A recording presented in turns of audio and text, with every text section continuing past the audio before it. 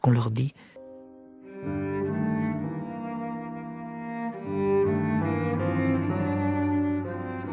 Comme le petit prince s'endormait, je le pris dans mes bras et me remis en route.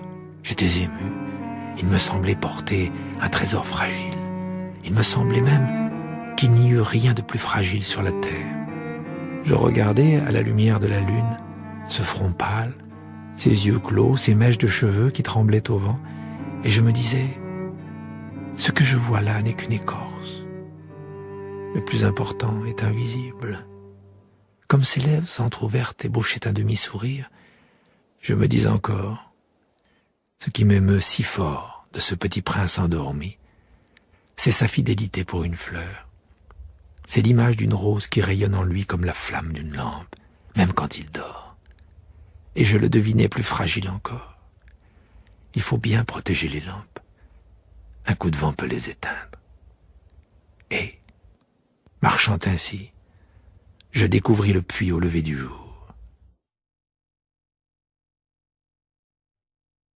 « Les hommes, dit le petit prince, ils s'enfournent dans les rapides, mais ils ne savent plus ce qu'ils cherchent. Alors ils s'agitent et tournent en rond. » Et il ajouta, « C'est pas la peine. » Le puits que nous avions atteint ne ressemblait pas aux puits sahariens. Les puits sahariens sont de simples trous creusés dans le sable. Celui-là ressemblait à un puits de village, mais il n'y avait là aucun village, et je croyais rêver. « C'est étrange, dis-je au petit prince. Tout est prêt, la poulie, le seau et la corde. » Il rit, toucha la corde, fit jouer la poulie. Et la poulie gémit comme gémit une vieille girouette quand le vent a longtemps dormi. « Tu entends, dit le petit prince. Nous réveillons ce puits et il chante. » Je ne voulais pas qu'il fît un effort. « Laisse-moi faire, lui dis-je, c'est trop lourd pour toi. » Lentement, je hissai le seau jusqu'à la margelle. Je l'y installai bien d'aplomb. Dans mes oreilles durait le chant de la poulie, et dans l'eau qui tremblait encore, je voyais trembler le soleil. « J'ai soif de cette eau-là, dit le petit prince. Donne-moi à boire. » Et je compris ce qu'il avait cherché. Je soulevai le seau jusqu'à ses lèvres. Il but, les yeux fermés. C'était doux comme une fête. Cette eau était bien autre chose qu'un aliment.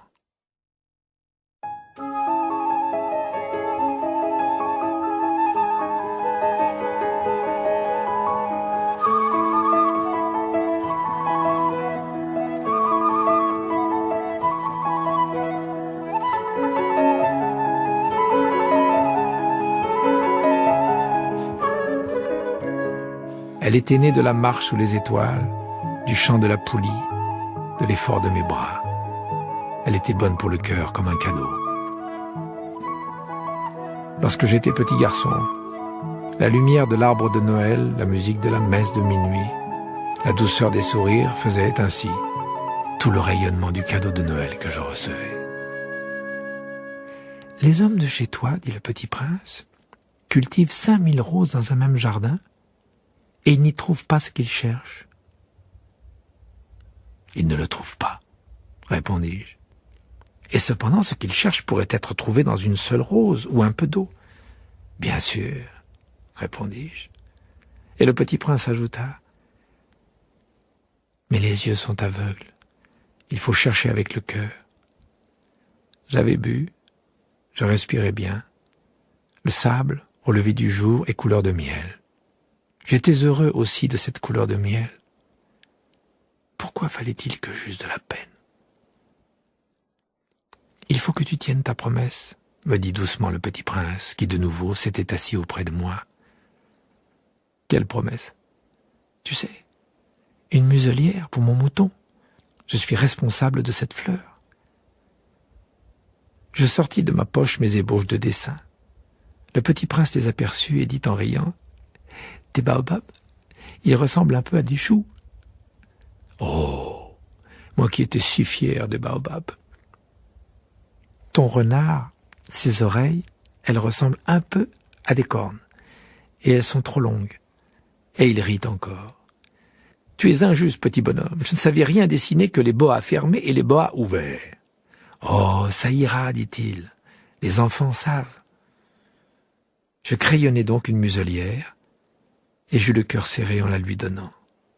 « Tu as des projets que j'ignore. » Mais il ne répondit pas, il me dit « Tu sais, ma chute sur la terre, c'en sera demain l'anniversaire. » Puis, après un silence, il dit encore « J'étais tombé tout près d'ici. » Et il rougit.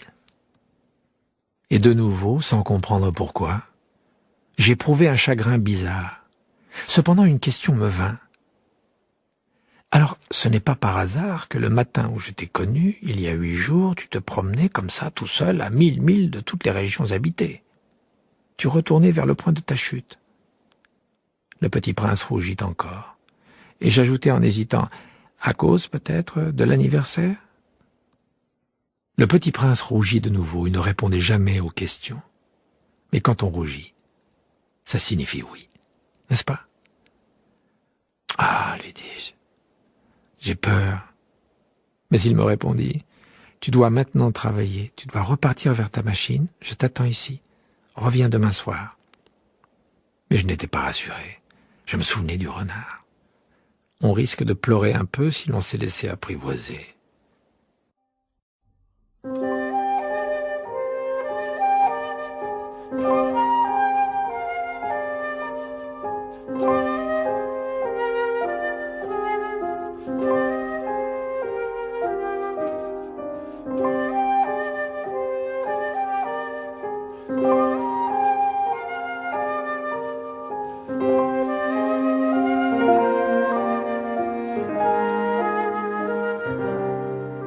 Il y avait à côté du puits une ruine de vieux murs de pierre.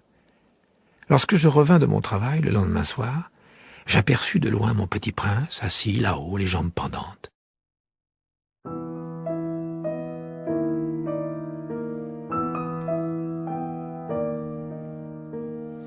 Et je l'entendis qui parlait. « Tu ne t'en souviens donc pas ?» disait-il. « Ce n'est pas tout à fait ici. »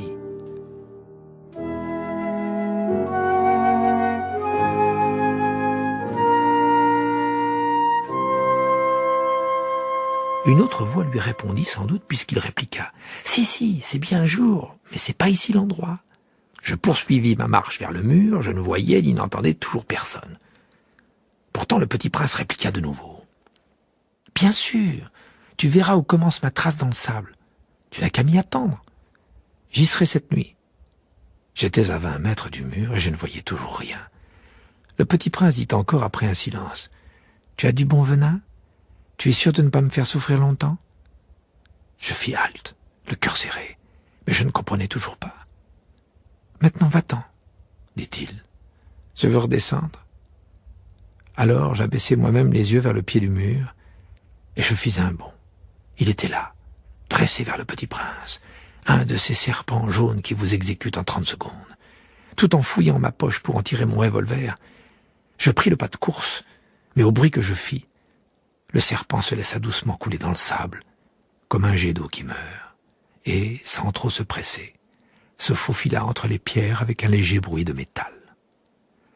Je parvins au mur juste à temps pour y recevoir dans les bras mon petit bonhomme de prince, pâle comme la neige. « Quelle est cette histoire-là?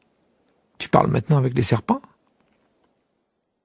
J'avais défait son éternel cache-nez d'or, je lui avais mouillé les tempes et l'avais fait boire. Et maintenant, je n'osais plus rien lui demander.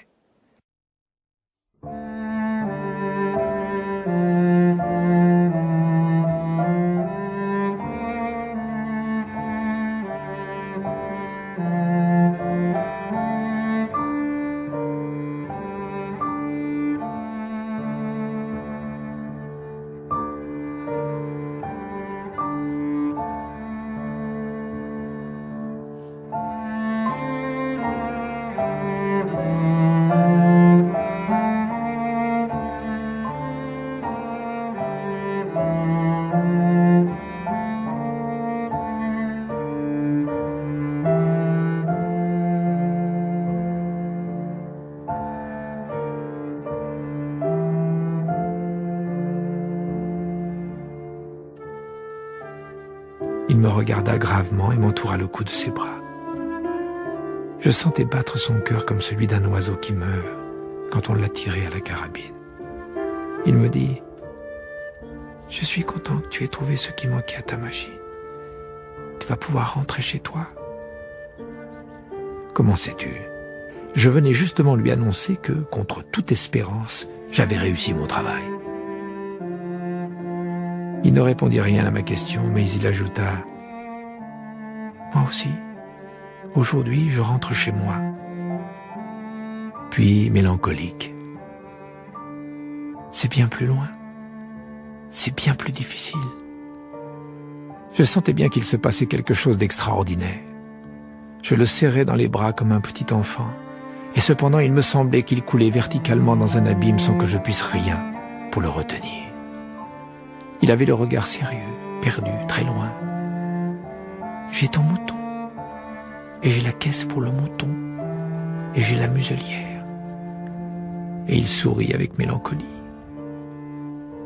J'attendis longtemps. Je sentais qu'il se réchauffait peu à peu. « Petit bonhomme, tu as eu peur. » Il avait eu peur, bien sûr, mais il rit doucement. « J'aurais bien plus peur ce soir. » De nouveau, je me sentis glacé par le sentiment de l'irréparable. Et je compris que je ne supportais pas l'idée de ne plus jamais entendre ce rire. C'était pour moi comme une fontaine dans le désert. « Petit bonhomme, je veux encore t'entendre rire. » Mais il me dit, « Cette nuit, ça fera 1 an.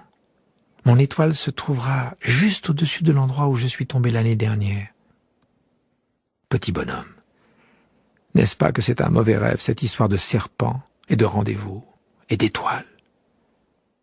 Mais il ne répondit pas à ma question. Ce qui est important, ça ne se voit pas. Bien sûr, c'est comme pour la fleur. Si tu aimes une fleur qui se trouve dans une étoile, c'est doux la nuit de regarder le ciel. Toutes les étoiles sont fleuries. Bien sûr, c'est comme pour l'eau. Celle que tu m'as donnée à boire était comme une musique, à cause de la poulie et de la corde. Tu te rappelles ? Elle était bonne. Bien sûr. Tu regarderas, la nuit, les étoiles. C'est trop petit chez moi pour que je te montre où se trouve la mienne. C'est mieux comme ça. Mon étoile, ça sera pour toi une des étoiles. Alors toutes les étoiles, tu aimeras les regarder. Elles seront toutes tes amies. Et puis je vais te faire un cadeau. Il rit encore. Ah, petit bonhomme.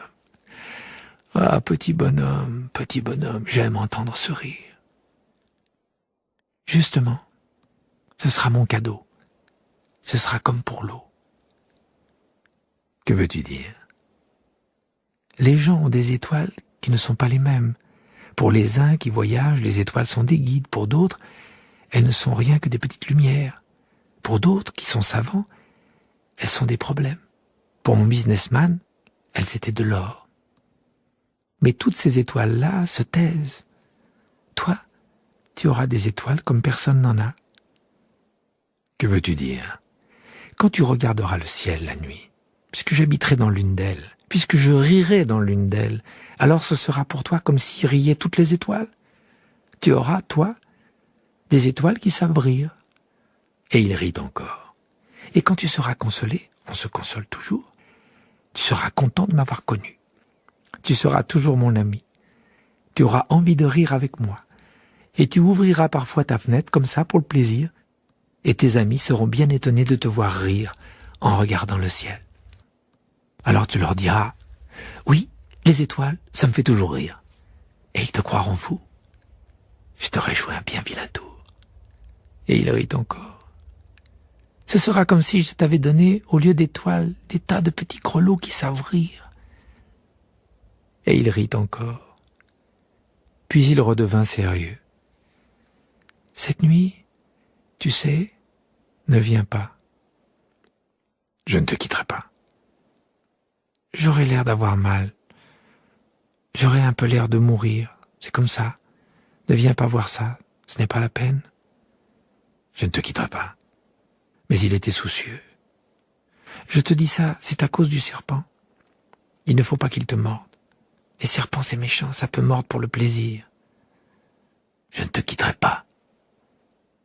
Mais quelque chose le rassura. C'est vrai qu'ils n'ont plus de venin pour la seconde morsure.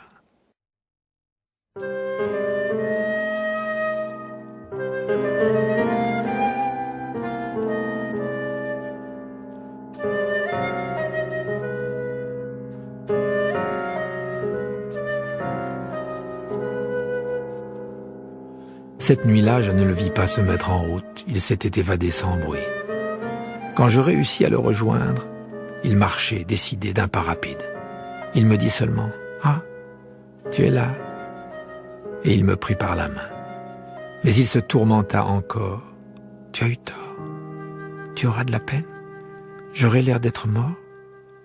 Et ce ne sera pas vrai. » Moi, je me taisais. « Tu comprends, c'est trop loin. Je ne peux pas emporter ce corps-là. C'est trop lourd. » Moi, je me taisais.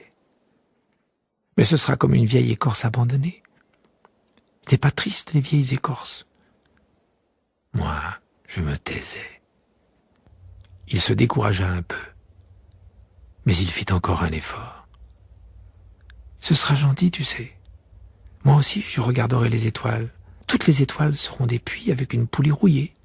Toutes les étoiles me verseront à boire. » Moi, je me taisais. « Ce sera tellement amusant. Tu auras 500 millions de grelots. J'aurai 500 millions de fontaines. » Et il se tut aussi, parce qu'il pleurait. C'est là. Laisse-moi faire un pas tout seul. Et il s'assit parce qu'il avait peur. Il dit encore, « Tu sais, ma fleur, j'en suis responsable. Et elle est tellement faible. Et elle est tellement naïve. Elle a 4 épines de rien du tout pour la protéger contre le monde. » Moi, je m'assis parce que je ne pouvais plus me tenir debout. Il dit, « Voilà. C'est tout. » Il hésita encore un peu, puis il se releva. Il fit un pas. Moi, je ne pouvais pas bouger. Il n'y eut rien qu'un éclair jaune près de sa cheville. Il demeura un instant immobile. Il ne cria pas. Il tomba doucement comme tombe un arbre. Ça ne fit même pas de bruit, à cause du sable.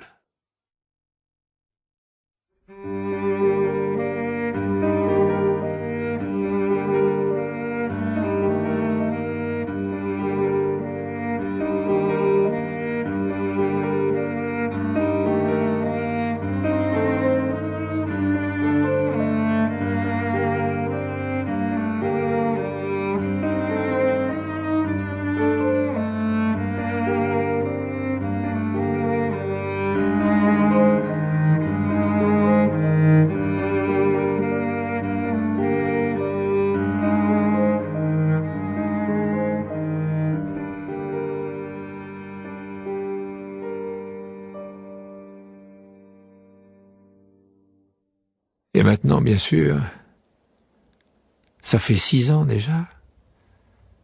Je n'ai jamais encore raconté cette histoire. Les camarades qui m'ont revu ont bien été contents de me revoir vivant. J'étais triste, mais je leur disais, c'est la fatigue. Maintenant, je me suis un peu consolé, c'est-à-dire, pas tout à fait.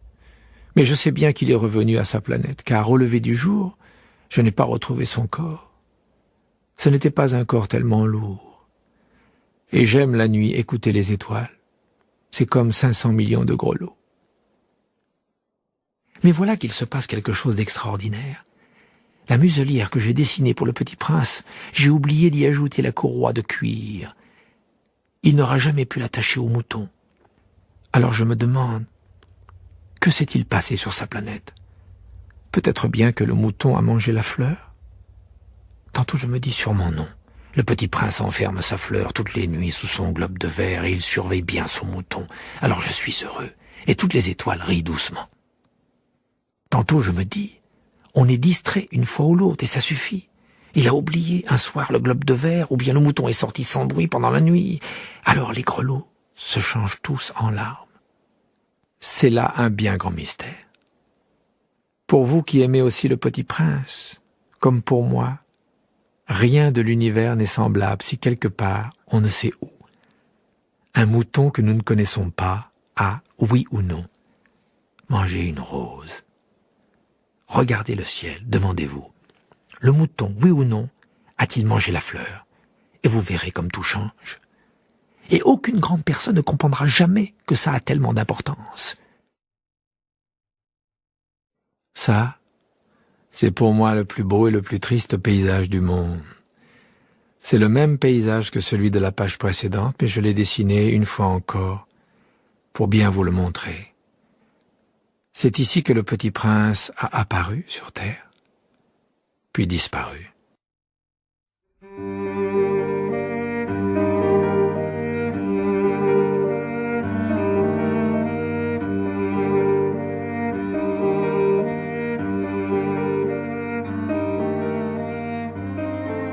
Regardez attentivement ce paysage afin d'être sûr de le reconnaître si vous voyagez un jour en Afrique, dans le désert. Et s'il vous arrive de passer par là, je vous en supplie, ne vous pressez pas. Attendez un peu, juste sous l'étoile. Si alors un enfant vient à vous, s'il rit, s'il a des cheveux d'or, s'il ne répond pas quand on l'interroge, vous devinerez bien qui il est.